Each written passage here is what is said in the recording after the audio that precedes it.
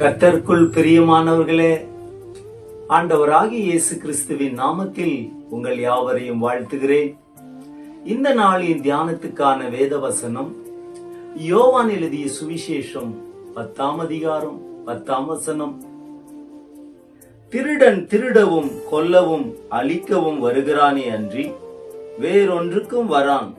நானோ அவைகளுக்கு ஜீவன் உண்டாயிருக்கவும் அது பரிபூர்ணப்படவும் வந்தேன். பிரியமானவர்களே, இந்த வசனத்தில் நாம் பார்க்கிற சத்தியம் என்னவென்றால், ஏதேன் தோட்டத்தில் பரிபூர்ண ஜீவன் உண்டாயிருந்தது. தோட்டத்தில் நடுவில் ஜீவ விருட்சம் இருந்தது. இந்த ஜீவ விருட்சம் கிறிஸ்துவுக்குள் நாம் அனுபவிக்கும் பரிபூரண ஜீவனை குறிக்கிறது.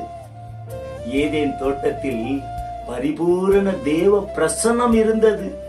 ஏதேன் தோட்டம் முழுவதுமே தேவ மகிமையால் நிறைந்திருந்தது. ஆதி மனிதன் இந்த மகிமையான தேவ பிரசன்னத்திலே வாழ்ந்தான், சுவாசித்தான். ஆண்டவர் அவனை அனுதினமும் விசாரித்தார். அவனும் அவர் சத்தத்தை அனுதினமும் கேட்டு மகிழ்ந்தான்.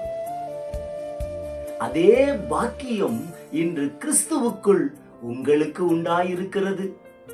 நீங்களும் உங்கள் பரலோக பிதாவும் ஒன்றாகிவிட்டீர்கள்.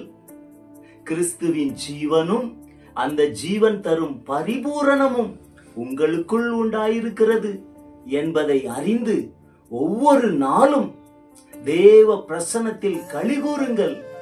தேவனுடைய மகிமையை அனுபவியுங்கள். கிறிஸ்துவின் சுடர்களாய் இந்த உலகத்தில் பிரகாசியுங்கள். கர்த்தர் தாமே உங்களை ஆசீர்வதிப்பாராக. ஆமென். God bless you.